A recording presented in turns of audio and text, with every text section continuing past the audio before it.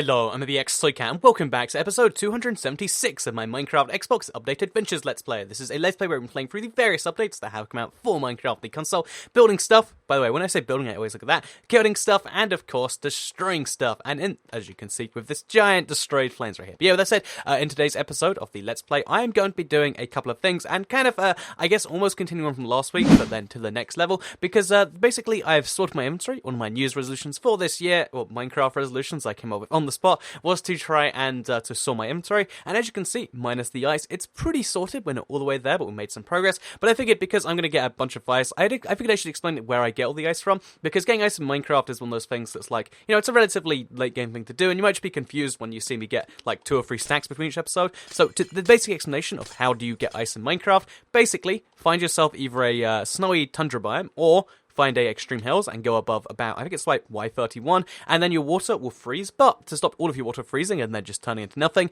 you'd make sure there's torches or pistons or something around the edge, and that way you can do stuff like this, and when you're done, it will just turn back into a body of water, which can be turned into more ice. It's basically an ice farm. It's this is a really bad example of it, but it works just fine, so I let it.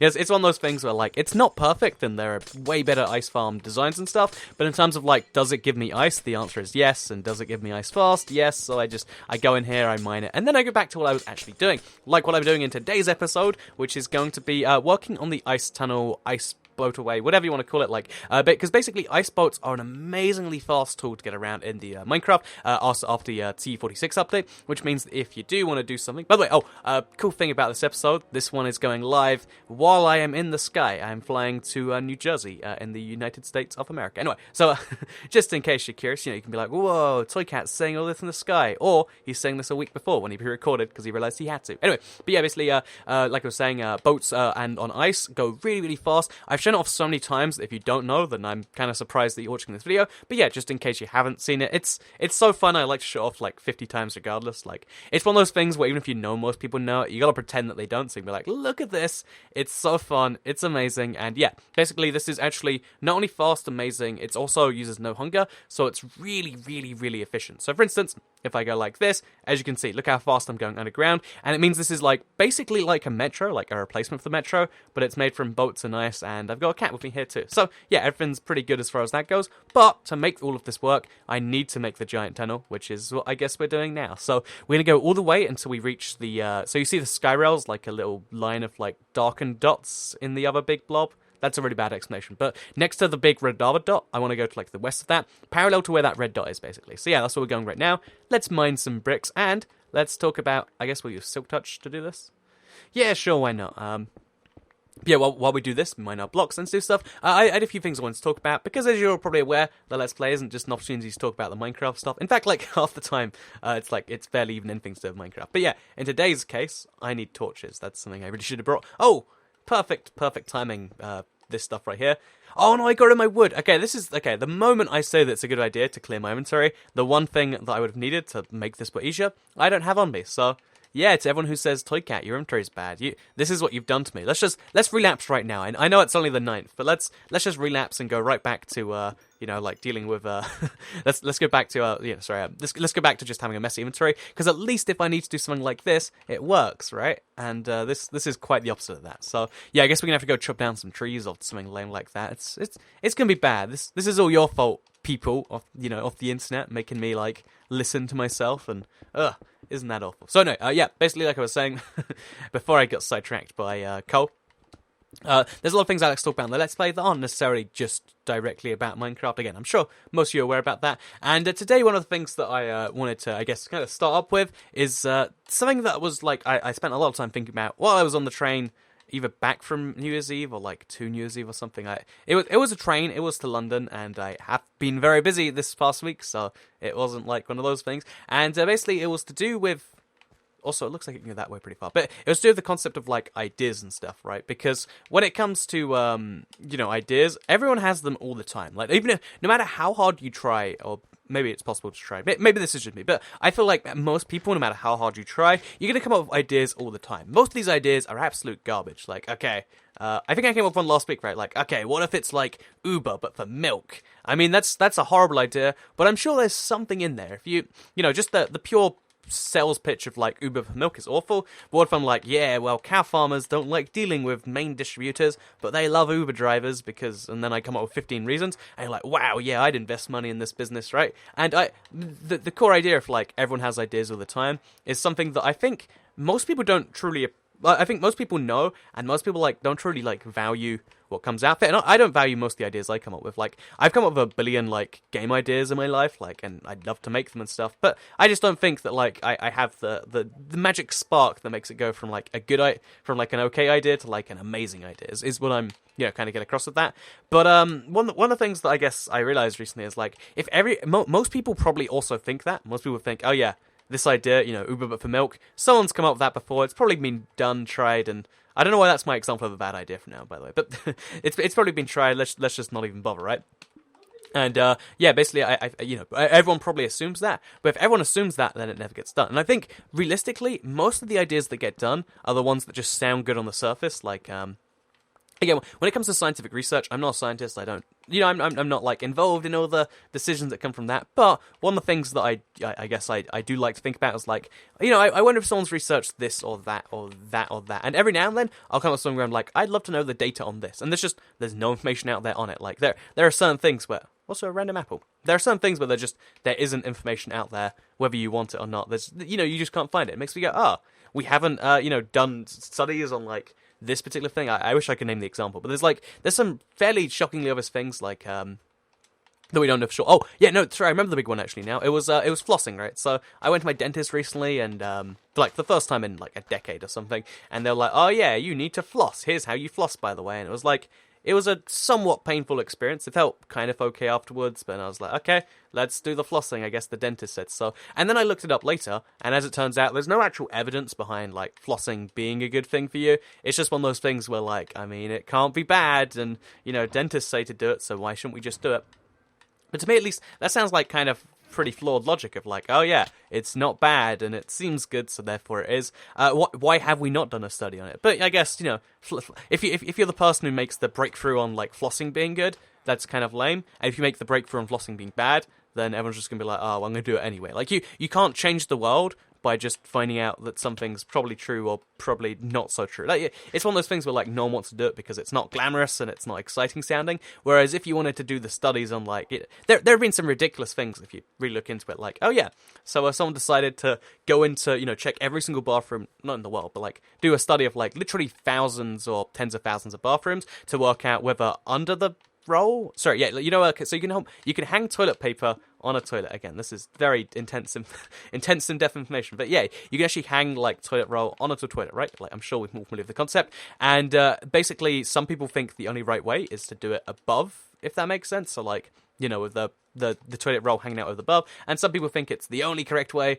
is to do it the opposite. So I guess you have it so the you'd have it so it goes underneath. Everyone has one opinion or the other on that one. In fact, right now, you've probably heard that and you're like, yeah, obviously, insert this way here is correct. There have been some, like, intense studies done on whether that's true or not, and as it turns out, it's not over the right thing, it's under is the more widely considered one. We know that now because someone's like, wouldn't it be cool if you did like a study but on toilet paper? And then it happened. And in fact, there's a bunch of weird things you can kind of like tangentially get from that. Like you'd be surprised as to how much like stuff in science comes from toilet paper. Like one of my favorite things I learned recently is like the toilet paper fold. That's like a if you don't know the toilet paper fold, where you like put it in a V shape, you usually get in like hotel bathrooms.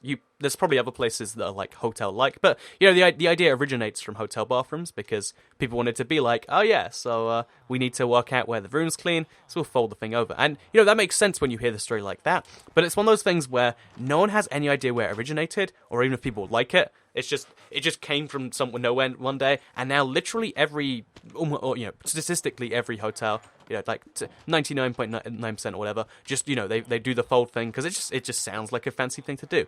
It's one of those just amazing things where it's like, I guess everyone does it, so everyone does it, and now we know that about toilet paper. So yeah, my point that I was trying to get round to of all of this is that everyone has ideas to do lots of kind of crazy stuff. But as long as you have, like, an idea that doesn't sound like it's good on the surface, I feel like those are the ideas worth pursuing. Because I feel like we're at a point where everyone feels like all the good ideas are taken almost, and therefore you have to like take a bad idea and make it good. Like, what if you were like, I don't know, you made a geography channel on YouTube and you spoke about the world map and stuff. That sounds kind of boring on the surface, right? But yeah, I'm just trying to promote IBX2K. Anyway, but with that said, let me talk about something else which I've been I guess kind of focused on a little bit this week. Also, I don't know how to find my way back down to the ice cave. I've been focused on it at least a little bit this week because it is to do with. Oh, this is my way. Nope. Okay, over here I guess must be the real way down. But I've been a little bit focused on it this week because it's to do with like I guess YouTube channels and like the ones that are like particularly awful, not just for themselves but like for their subscribers and stuff. Because one of the things I've always thought about is like, you know, certain YouTube channels exist because they want to make videos, and certain YouTube channels exist because they want to make, I guess, cash YouTube dollar, like to put it in the most polite terms, right? That has to be a thing, I'm sure. Everyone can agree on that to some extent. And it's always interesting what, like, which side, you know, YouTube actually wants on their platform. Because, also, in case you're curious as to what I mean by that, basically, like, there are certain channels, without naming any crazy... I actually probably couldn't name names even if I wanted to. Like, I was trying to think, like, without naming names, and then, like, come up with a name just to name out of nowhere. Like, oh, yeah, insert, you know, Mr. Knife Man here, or whatever their names are. But yeah, like, some YouTube channels are entirely in it just because, like, aha... That's kind of a fun thing. And so, oh jeez, this. I swear, I sorted my inventory at the start, just before this episode, and within the course of how long has it been, everything is just a mess again. So I need to have like regular furnaces or like regular just chests I can dump everything into. But yeah, so like I was saying, yeah, basically, you know, there are certain channels like that, and one of the things that like, there's a lot of things kind of like in the same vein of like the hotel. You know, bathroom with the fold your toilet paper to show that you're fancy, just because you've heard other bathrooms do that and you don't want to be the one that doesn't, you know, to show that it's clean and stuff. There's a lot of, like, things that people only do, not because they're successful, but everyone looks at them and says, oh, successful people do those, so you have to do them, therefore I will too. And with YouTubers, there's, like, a billion examples. I didn't even realize, like, I just assumed they were good ideas until, like, I really break them down and I think, well... I mean, I don't do them, and a lot of YouTubers like that don't do them, but I guess, you know, they're just that widely spread that people assume you have to. One of which, for instance, is posting your videos on Twitter, like 50 times, for instance. So you post the video and it goes live, you post the, you know, you like the video, so it says, you know, Toycat has liked the video, then, you know, a few seconds later, a few hours later, you go, hey, new video, in case you missed it, and you, like, try to make it seem super genuine and stuff, and it's like, well, I mean... If they missed it, I'm sure they could have seen the first tweet. But maybe Twitter's you know, gone a different way than that. But yeah, there's just what I'm trying to say here is there's a lot of things like that where I think the amount they actually affect your channel is negligible. Because if you're a YouTuber, you probably surround yourself with YouTubers. If you see everyone doing something, you just kind of assume you have to. Like it's like a weird part of, like, you know, human nature that, like, kind of that even goes into the realms of YouTube, and it's kind of weird. And I've been trying to work out recently, should I avoid stuff like that, or should I just, like, convert my brain to do it more? Because there's almost things where, like, you might look at me and say, like, well, it's kind of weird that you don't do that sort of thing, like this or that or this or that. And, yeah, for sure, I haven't come up with, like, a surefire method as to whether I'm in the right or whether everyone else is. But all I do know is... We don't need Flint. All I do know is that, there's a lot of, like... I think they're actually called... Okay, so... I swear when I say this, I'm being genuine. But, like, they're called, like, memes. Like, that's... The word meme comes from this word meme, like, you know, human behavior that kind of just passes down. And a lot of stuff like that, and a lot of the way we are successful as a species comes from doing stuff like that. Oh, I guess you can't have the torch too close to the water. Now we know. But, yeah, a lot of the stuff that makes us, like, successful as a species, or whatever you want to call it, actually comes from, you know, these sorts of things. Like, oh, yeah, well, you know, I saw this other human cooking his chicken before he ate it, and now I do that too. And in fact, that's the entirety of how, like, an airport works or something. Like, if you've ever been to an airport at any time besides midday, and even then, I'd say you're going to have the same effect. But, you know, if you've ever been to an airport at, let's call it, like, 5 a.m. or, you know, yeah, let's go at 5, 6, 7, 8, 9 a.m. Earlier in the morning than most people would like to be up, which is all the flights I catch. Because if you don't know, pro tip, if you fly at the times that are normal as in, like, aren't these crazy early ones, you pay a lot more just for the convenience of waking up on the right time, which, I mean, if it's worth it to you, it is. But just as the pro tip for life right there. Anyway, staying on my point, though. So, basically, if you've ever been to an airport at these earlier times, everyone is stupid. And you can try and be like, everyone's stupid but me. But everyone is stupid, and, you don't realize it till you do something really stupid yourself. Because, one, you're in a brand new place. It's, oh, God, there's a lot of water melting around here. I guess I need to, dig some holes down here. Oh, yeah, I can do that from above, actually. That's what I'll do. So, yeah, basically, if you ever go to an airport super early, people are just really, really stupid, and everyone always follows the person in front of them. So if you're like a mover and a shaker, which I'll admit, every now and then, I'm in an active mood in the morning, maybe I've taken a lot of caffeine or I'm up from the night before, and I'll just I'll do something new, I'll go extra fast and I'll take... So, okay, wait. In fact, let me give specific advice, because someone listening to this video is going to go to London at some point this year. Let me give you a particular piece of advice for Gatwick Airport, right? So, when you fly inwards, when you fly into that place, there's there we go, sorted. When you fly into Gatwick, from somewhere else, at least from, I think it's both terminals, there's it's a really long route from most of the gates to the airport. It's maybe a 10-minute walk, and it's kind of excruciating because there's lots of people in front of you. You have to go behind them when you get to the border and stuff. There's stuff like that you have to keep in mind. So I'm always trying to be as fast as possible. One of the things I always do that immediately people then follow me on is there's this point where it leads you to a ramp which goes in a giant circle, and there's this staircase that's just to the left. You don't usually even spot the staircase, but yes, as soon as one person goes through that staircase, it's usually me. But I saw it because someone else did it first the one time. Everyone starts realizing wait, you don't have to do this giant ramp of a circle around this room, or it's a square really. Instead, I can just use this little staircase, and it's one of those cool things where no one knows it, but they just assume, well, this man is going down the staircase. No one else is, therefore he probably knows what he's doing. And then as soon as the crowd's doing it, no one starts going the other way, because, again, people are kind of stupid when it comes to airports, and there's your prime example. Or maybe it's not a prime example. You tell me, person watching video right now. Yeah, so when it comes to YouTube, there's a few of those I've never done, and I like to just quickly mention them, in case you're oh yeah, I do spot those. So pretty much every channel calls their subscribers insert their name here, army or whatever. So oh yeah, you're the Toy Cat, #ToyCat Army or whatever. And although I get why that's good for business or whatever, because you want people to be so, you don't want okay, most YouTube channels don't just exist as YouTube channels. They exist as almost cult-like things, where it's oh yeah, if you miss a video, then you kind of disappointed me, son, or well, you're not their son, but you get the point. That it's kind of a thing where it's oh yeah, well, that's kind of fine. You need to make them emotionally invested in watching every video, or they'll feel like they've ruined something like that. But instead, that's the better way to run a YouTube business, I guess, because if people need to watch your videos or they feel like they'll die, then it's better than just wanting to watch them or whatever. I don't entirely get it. I've never been in the business of that. And one of the things you can make them do that with is if you make them identify as the Toy Cat Army or the whatever. And the interesting thing about this actually is the fact that the name every now and then I call all the subscribers is actually one that just came up randomly on a live stream. I was oh yeah, we want to call ourselves the Toy Kittens. It's sure,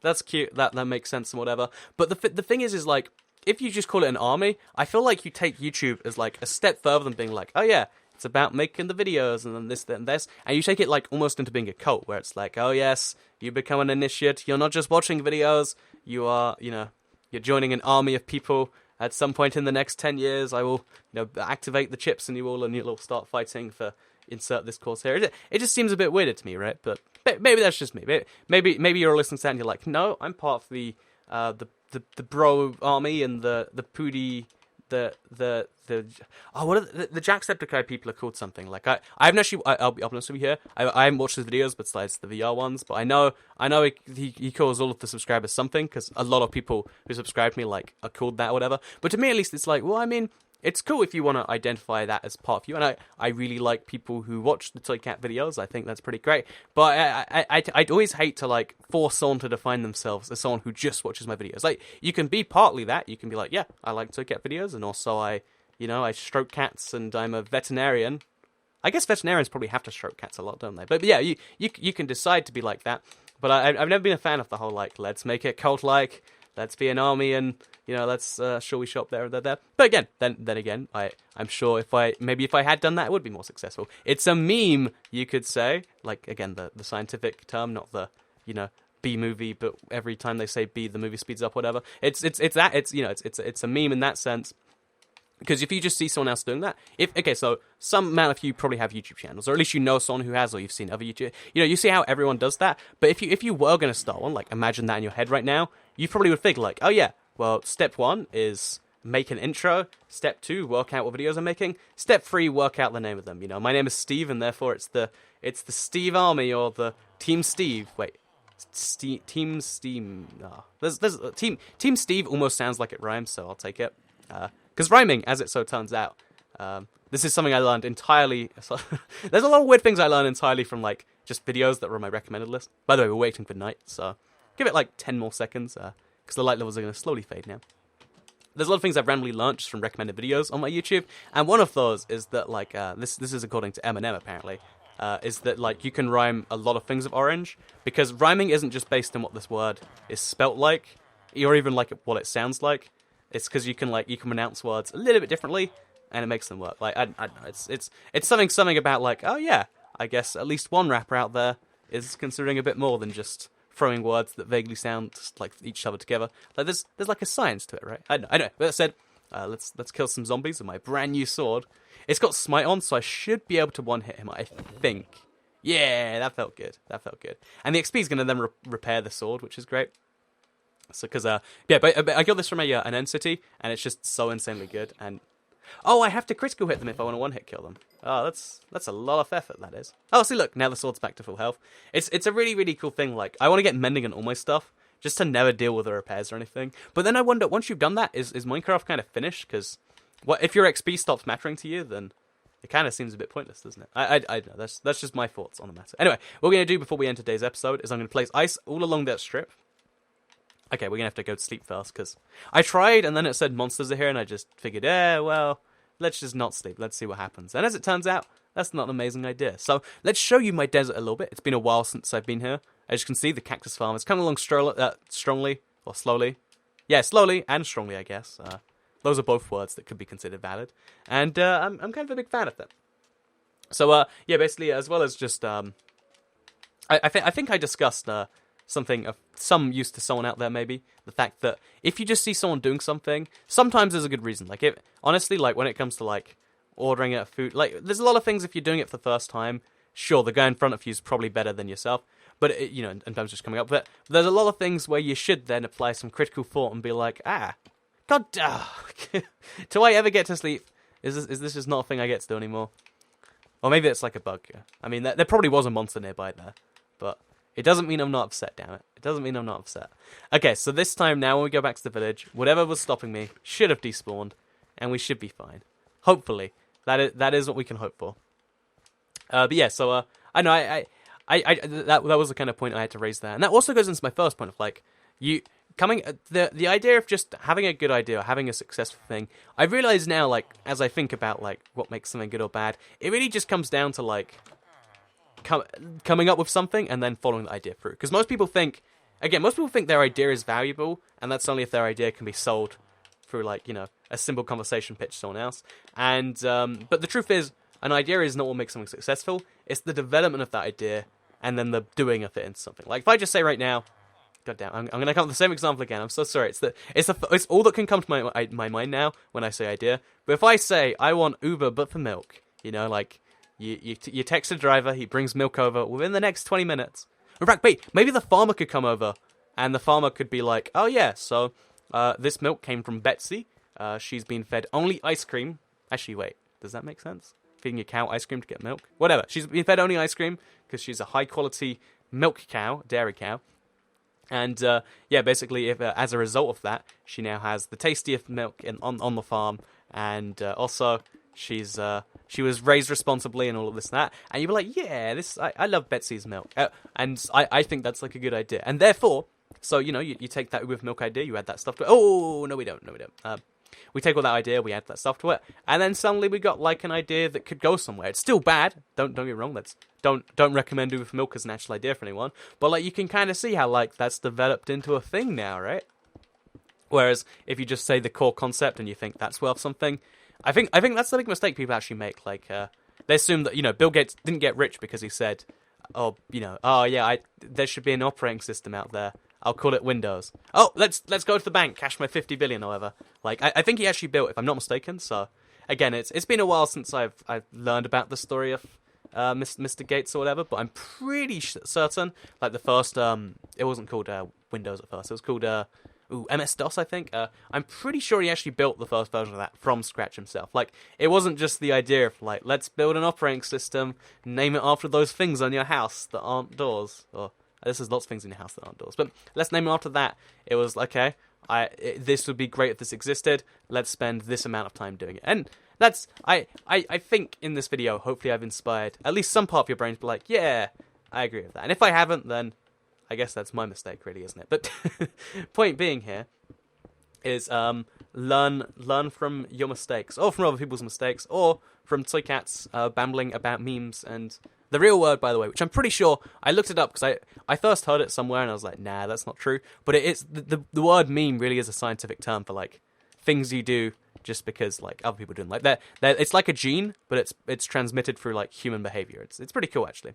Wait, does the sky melt the ice too? Because if so, like I have no idea what to do anymore. Because why is that not melting? What have I done so horribly wrong here? Anyway, I'm just gonna ride my boat along this. I'm going to show you how fast it is. It's going to be wonderful. And me and the cat, who... I feel like we're becoming best friends at this point, like me and this ocelot. Okay, so... should we give it a name, almost? I feel like a name would be good. So, in memory of my other cat that I've lost somewhere in this world, it's Pixels the ocelot. Oh, darn it. Because he's made out of pixels. In fact, so am I. Am I Pixels the ocelot? Well, I hope you all enjoy this video. Regardless, I'm a little bit confused by the whole thing, but... if you do want to see more videos from Pixels the Ocelot, then like video and subscribe, and you'll see those daily on your homepage. Like video if you did like it though, because it helps out the channel a lot. Let us know you do like the Let's Play, share if you really liked it, and subscribe if you're new around here, because I make videos like this one every single day on my channel, and if you subscribe, you'll see them daily. Oh my god, you can speed around so fast. Anyway, if you subscribe, you'll see them daily on your homepage. Also, I'll be doing a lot of Let's Plays over the next couple of weeks, because like I said, I'm in America, vaguely. Let's just call it North America as a whole, because it's confusing to explain all the steps. And while I'm there, I won't be able to stream. Well, I won't be able to stream, let's say. And in the spaces where there would be streams, it will be Let's Play episodes. So it's kind of going to be Let's Play week. And I know a lot of you have been, really on board with Let's Play week last time and have asked for another one. So if I really hope that you do all enjoy the next couple of weeks, because there'll be 3 Let's Play episodes each week, or 2 this week, 3 this week and 2 next week. So lots of Let's Play going to be done and recorded ahead times. I hope you do all enjoy it. Again, if you do, I'd appreciate whatever, the like, the share, the whatever it takes, because on YouTube there are 2 ways to go viral. One is to like cut melons in half with a knife, and one is to hope that people actually share the video when they're done. But either way, I hope you all enjoyed it, because I'll see you all next time. Goodbye.